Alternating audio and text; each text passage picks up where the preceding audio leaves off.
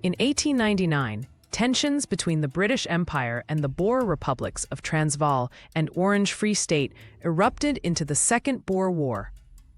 The British sought to consolidate control over South Africa's rich diamond and gold resources, while the Boers, descendants of Dutch settlers, fiercely defended their independence.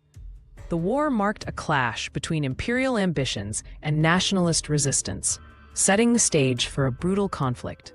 As the war progressed, the Boers adopted guerrilla tactics to counter the British Army's superior numbers. Small, mobile Boer commandos ambushed British supply lines, targeting trains and wagons. This hit-and-run strategy caused significant disruption, forcing the British to adapt their military approach. The Boers' resilience highlighted the challenges of fighting a determined, unconventional enemy. To counter Boer guerrilla tactics, the British implemented a Scorched-Earth Policy. They systematically burned Boer farms, destroyed crops, and confiscated livestock, aiming to cut off supplies to the commandos. This ruthless strategy displaced thousands of Boer civilians, turning them into refugees. The policy marked a shift towards total war, targeting both combatants and non-combatants alike. With thousands of Boer civilians displaced, the British established concentration camps under the guise of providing refuge.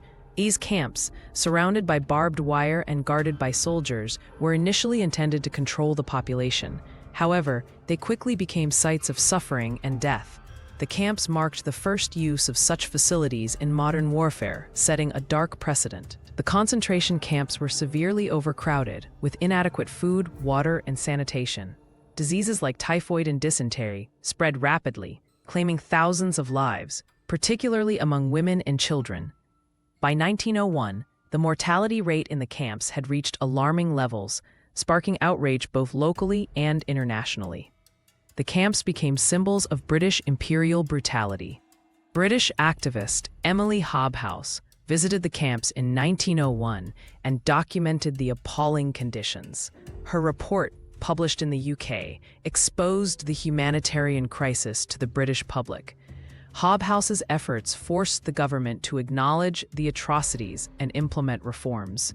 Her work remains a testament to the power of advocacy in the face of injustice. Following public outcry, the British government introduced reforms to the camps.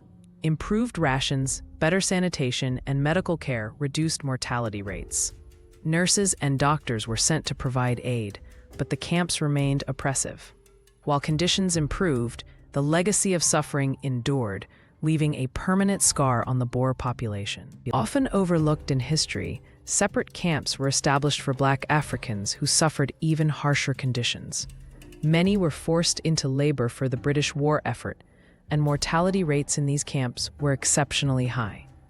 The racial dimension of the camp system laid the groundwork for future racial inequalities in South Africa. The war ended in 1902 with the Treaty of Vereeniging, which saw the Boer republics absorbed into the British Empire. The camps were disbanded, and survivors returned home, but the trauma endured.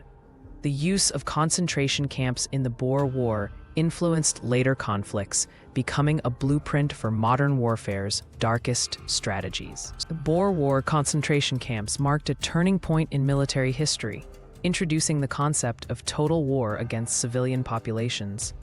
Their legacy influenced 20th century conflicts, including the Holocaust and other genocides.